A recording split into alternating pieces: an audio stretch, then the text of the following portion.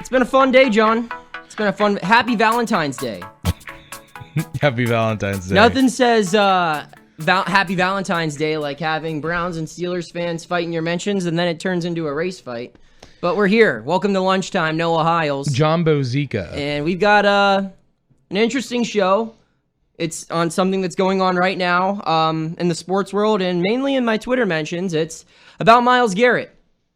You want to set it up? Or? Yeah, so basic genesis of the story, I guess you could say, is that back on that game on, November 14th between the Browns and the Steelers, it was here in Cleveland. We all remember how it ended. I'll refresh you if you don't. At the end of the game, there was a brawl that took place, and the notable moment of the brawl was that Myles Garrett took off his helmet and took off Mason Rudolph's helmet and struck Mason Rudolph in the head with the helmet. Mm-hmm. After the game, what ensued was numerous suspensions and all types of different things. And Noah asked Myles Garrett a question following the game of whether or not Myles Garrett said something, or whether or not Mason Rudolph said something. I asked Myles, normally fights start from something that's said. Yes. Rarely do people just see each other and it's beef on sight, right?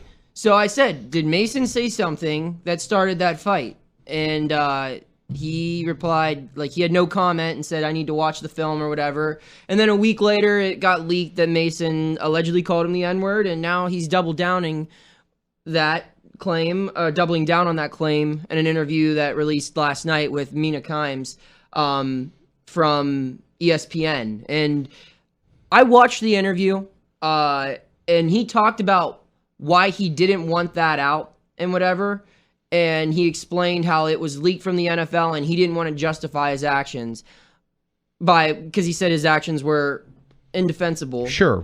However, my question is this. It's not a thing where you're trying to justify your actions, but more explain yourself, in my opinion, at least. And that's why this morning I tweeted the clip of me asking the question to Myles. I said, and you can see it on my Twitter at It's Noah. exploded. It's close to 500,000 views, I think, at least. I don't know. Maybe not that much, but still a lot. He likes to think it's 500,000. I actually don't. I thought it was cool at first, but then I was like, okay, never mind. I don't like this. But, I asked the question, I said,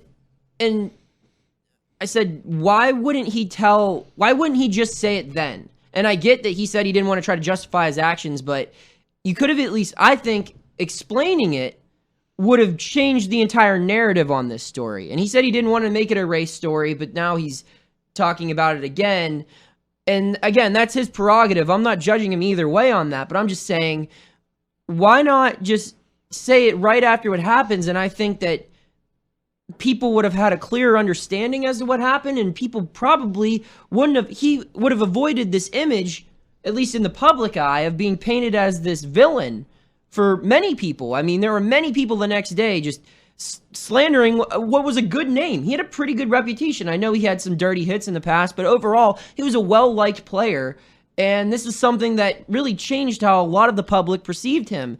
And I think that could have been avoided if he just told his version of the truth. I can't say if that's the correct version or not, but nonetheless. So I asked that question on Twitter today, and, well, some people liked that I asked that question, some people did not. I think that any time that race gets involved in anything, obviously it's a slippery slope. Sure and is. especially in the last couple of years with the Colin Kaepernick thing that I know. Well, I just think, it's always been a big issue. I think the last decade, 2010, with the, growth of social media, it gave everyone a voice, and that brings forth a voice for multiple, it gives everyone a platform to speak on things that they're experiencing, things that they're passionate about, and some of that's good, some of that's bad, some of that's needed, some of it isn't. And, in the middle of all of that is something we can all learn from. I guess here's my thing, is that I watched the clip of Myles Garrett explaining what was said to him. Mm-hmm. And I've watched your video. I've watched them both. I've watched a lot about this. But in my opinion, I believe something was said to him. Because knowing Myles Garrett, having watched him now in a couple years in the NFL, having watched him through a summer of Hard Knocks where it's like he was put under a microscope really during that summer and watching the way he behaves, I can't see him doing something like this if not provoked in some sense. Yeah, I mean, I'm not going to pretend like I know the guy. I don't. That was the first time I ever talked to him. I asked him a question. I've only read good things about him. And to be honest, he was one of my favorite players on that team. And I still, so I'm He's not going to still one of my favorite players. I mean, but like I can't make a judgment call either way. I mean, yeah, it would make sense that something was said, wouldn't it? Because, the way he reacted, that would make sense. And there's other circumstances where I don't know. But you're right. When it comes to race, it's always a slippery slope. And especially, and I've acknowledged this, and I've had this explained to me about 200 times now on the internet in the last couple of hours, is that I don't understand what it's like to be called a racial slur. And that's the 100% God's honest truth. And I recognize that. I recognize that I try not to be ignorant. I really do. But I am cognizant of the fact that I will never be able to comprehend what it's like to be oppressed based on my appearance, and to have a word that has hundreds upon hundreds of years of a negative meaning thrown at me. I can't experience the pain that word causes. And so I can't imagine, I can't put myself in Myles' shoes for more reasons than just race. So I guess I should have considered that as to why that might have been a contributing factor as to why he didn't want to bring that up to me and to the rest of the media after the game. But at the same time, I still think it was a fair question for me to ask. It is a fair question, and it is okay to ask the question. I think that it's a case of basically what we were saying, that when it comes to an issue of this magnitude where you have any ounce of race involved, because of the difference of being like a white male and being, someone who is black or of any different race, because we can't speak to the atrocities that have been gone through. And it's not that we can't speak to them, like we can historically present them to people, but we can't like speak to our plight in the world of like having gone through what another race has gone through. So when it comes to speaking on that matter, if in any way there's a preachy sound to something that's being said, it can be easily misconstrued. And I think that that's where social media has its downfalls a lot of times, because something can be said like this and it can easily be... You can misconstrue a tone, and you don't know where and that's what a couple of my friends told me. They said, they don't know where you're coming from when you ask this question. And, if you don't know me and you don't know... I mean, this was a genuine question. And I meant no malice out of it. And if you know... Well, you asked it in the heat of the moment afterwards, too, which is what you were searching for as a reporter. And this was not... I'm not coming at this like I'm owed an explanation. I'm not. I mean, if he just said I'd rather do it in an exclusive, I would accept that as an answer. It'd be a little bit of blow to my dumb ego, but nonetheless. But what I'm saying is just like I don't know. I didn't know I was overstepping a boundary. I don't know. I still don't know that you're overstepping a boundary. Yeah. I just think you're going into a point to where sports interconnects with societal issues, and as a reporter, that can be really, really difficult to find that middle ground as to like what's it okay for, or what is okay for a sports reporter to say, and what's okay for someone who's going to comment on the issue to say. And you're not commenting on the issue, but in a sense, you are saying, why didn't Myles Garrett express this directly after the game? And I think that's where people are misreading it, that they're saying that you're trying to say, well, why not just immediately come out with it, right? Isn't that what's happening? And there's nothing wrong with you wanting to ask that question again, but I guess in Myles Garrett's shoes, you would have to say, it might have been better if you just said, here's what I asked Myles after the game, opposed to like saying, why wasn't it said to me then? And I know that seems like a small difference. Yeah. but it would save a lot of discussion. It would save a lot of rhetoric. And my whole thing too is I asked the question to have a genuine conversation with people, who might come along the way, and that was foolish of me because there nothing genuine. There were a couple genuine replies that I actually did appreciate, but after it got to be a certain level of viral, I mean, I can only imagine what's going on right now on my phone on Twitter. I mean, and it's not. This isn't me crying. I could care less what someone with 20 followers is saying to me from, if they're from Oregon or Idaho Alabama. or wherever, and that's. They don't know me. I don't know them. I should not allow their judgment on me to really affect how I live my life. But at the same time, it's like, this wasn't asked out of a place of hate. And I don't even think it was asked out of a place of privilege. I understand that I have certain privileges based off of, who I am and what I look like. And I get that. But at the same time, I don't think that really should be a reflection on the way I asked this question. I was just kind of wondering what people thought, and I guess that I was foolish to think that this could be ever a civil discussion. Well, I guess the thing is that it can be a civil discussion, but maybe not on that platform. Twitter isn't the place to have it. And another thing where, and I've mentioned this, Mina Kimes, I believe that's how you pronounce her first name. I've only read it. I'm actually a big fan of hers. I read her stuff. I watch her she does stuff with The Ringer. She does stuff with ESPN. She's on the Lebertard show. She does a lot of great stuff. I just have never had to verbally say her name out loud. I've just only read it. Sure. But she had a great interview, and I watched it, and I read it, and, because there's quotes on a whole bunch of different sources and outlets.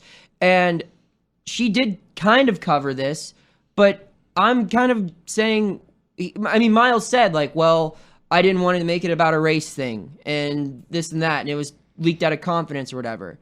But, I kind of just wanted to dig a little bit more into that. Well, why not? Because if that's what caused you to do that, then isn't it a race issue? Well, I don't know. This is where... And I guess, again... This is where the slope gets, steeper for this issue. Because here's the thing. If it's just a story of they're bickering back and forth and Myles happens to do what he did, he's labeled a dirty player, he's labeled a bad individual, he's labeled somebody that's going to try to hurt someone, which, again, knowing the past and the present of Myles Garrett for who he is, that's not him. I don't believe that's him. But in this case, the other problem that you're dealing with now is if after the fact, when someone decides to propose this question to him of why did you do this, was something said to you, when he says what he says, there are lots of people in the media who will perceive that as, well, this is just a, black player trying to play the race card. Or another takeaway that I, could see people which having, is unfortunate that that's a thing. Yes, and another unfortunate thing was, and this is a reality I think just as likely as your proposed reality would have been, is that if I could see him saying, I didn't want that to be the narrative because I like the Charles Barkley thing, I'm not a role model. But if he said, he called me the N-word, so I hit him in the face with a helmet. Some people might be well, you're encouraging kids to act with violence when words, and and that could have been a problem. There's a million different ways it could have gone wrong either way. I don't know. It's a touchy subject all around, and I'm clearly learning that. And I think that this is... I just really, really, really was not trying to ruffle any feathers. I get that. And that's the thing is, with both of us still being very young in this business, and learning. I learned a lot today. Those are things that you're not prepared for. Those are discussions that's the thing is that I as a society, as it goes for these problems, I don't think that we as a whole are oftentimes ready to understand what this is going to encompass. And I know that we should be ready for this, but there are still enough bigoted people in the world that they don't want to have this discussion. They don't want to think in terms of that. They don't want to think in terms of outside their bubble. How would it affect somebody other than me? And because people aren't willing to see that, they aren't willing to hear that, they aren't willing to understand that, that's why something like this is going to get pushback from both sides, because somebody who's white is going to say, well, I don't understand it. Yeah. Like what would lead to this huge outburst against Mason Rudolph? But then someone who's black that's been through the shoes of having heard the N-word multiple times, it's something that's, inexcusable. It's always been that way, but because we've come along as a society as we're at right now, where there was a point in time where in history black people were looked at as being 3/5 the amount of person that a white person is. Yeah. That's why you still have this. And people say, well, you shouldn't look at something that happened 400 or 300 or 200 years ago, but I mean, the effects of it still exist today. When it's part of our past, it's hard to get out of that shadow. Well, and like I said, it's like, a hurricane might have happened 10 years ago, but there are still things that suffer. Katrina. Yeah, like there are still things that suffer, like elements of our society that are suffering today from that hurricane. Same can be said for, slavery and the 3/5 compromise and, just everything, really. It's like there's still lasting effects that came from the way African Americans and other people of color were treated and still continue to be treated. So it's an ongoing issue. It is. My question to you is, when does this storyline die with Myles Garrett? I know I certainly haven't done a good job at putting this storyline to rest. I've continued the conversation in it. Is this something that files? It's obviously going to follow Mason Rudolph, barring the unprobability that Mason Rudolph actually has a decent professional career.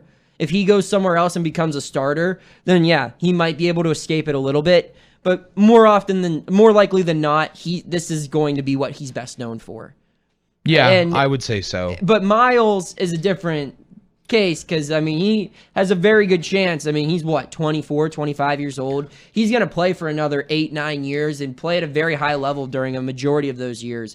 There's a chance where this probably doesn't end up being the number one thing he's known for. No, right? No, I would guarantee that. I think he's going to have a career that I'm not going to say it's going to be Hall of Fame worthy, but he has the ability, good chance to do that, to get there. Yes. So for him, there will be other things that come along. For Mason Rudolph, as you said, unless he goes on to be like a Trent Dilfer and win a Super Bowl on a team where he's just like a game manager, which I can't ever see that happening. But if he does, that's the only way he could escape something like this. And even then, it's still going to be a piece of his past.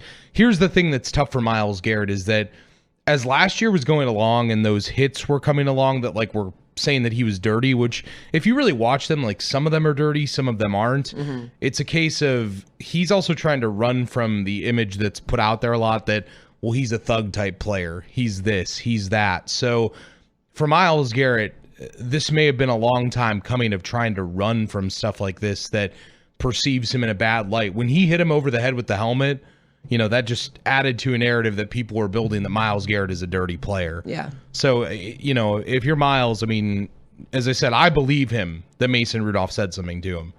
But if you're Myles Garrett, you're also trying to look at it and say that, I'm not the dirty, awful person that people say I am on the football field. And that's tough. Yeah. Like I said, it's not my job to say if I believe it or don't believe it. Obviously something was said. I don't know what. That's the thing. Like I said from the beginning, fights don't just start. You just see people and you fight. Words lead to fights. So, yes, something was said. I just don't know what. Here's the bigger question, then we'll get to your no doubters. Yeah. But here's the bigger question to me. The NFL takes videos of everything. Yeah. They mic up everybody. Yeah. And how is it that for those basic 10 to 15 seconds of when that all happened in real time, how is it that there's not one recording to prove that? There is. They said they reviewed it and they just didn't find anything. That's what they said. They said have audio of it and they couldn't find anything. But that's taking the word of someone else who's viewed it opposed to public opinion. Well, that's what the NFL reported. I don't know. I don't know why the NFL would protect Mason Rudolph over Myles Garrett. I don't believe that narrative because he's a backup quarterback compared to one of the faces of the NFL defensive players. But they would not protect someone who said the N-word. But isn't it also a case of in the NFL's problem as of recent is with the Colin Kaepernick thing? Yeah. Which again, people can stand on that wherever they want to on what side, but because of that, the NFL is also trying to run from the fact that there's a lot of people out there that perceive it as being a somewhat racist league with owners that, don't have the pulse of that. But I think that I don't know. I mean, I think that if there was stuff out there, like, I don't see what's stopping the NFL from punishing Mason Rudolph if they have evidence to do that. I just don't. Like, I don't think, I think that would have, I mean, I don't think that one player saying the N-word on a football field makes the NFL a racist league either. I think that, that's an indictment of that individual, that I'm sure if he did say it, that everyone would be very upset with him if he did say that. So I would say of the 3 major sports leagues, the NFL has the longest way to come with that, I think. I would disagree. I would say the NFL is more diverse. I would think that the way they handled the Kaepernick thing was wrong, but I think that the NFL, I would say there's more issues with that in baseball. Okay, that's fair. That's another discussion. And hockey is got a big problem with that. Well, I'm saying baseball, football, basketball. I mean, basketball is obviously the most politically correct league. But I'd say NFL's too. So it's interesting. We will maybe have another discussion coming up on that on Monday. I would prefer never to talk about this again. Well, it happens. Okay. You're no doubters, Noah. My no doubters. Akron -3. We went 1-2 last show. Ooh. So we're 4-5 on the year.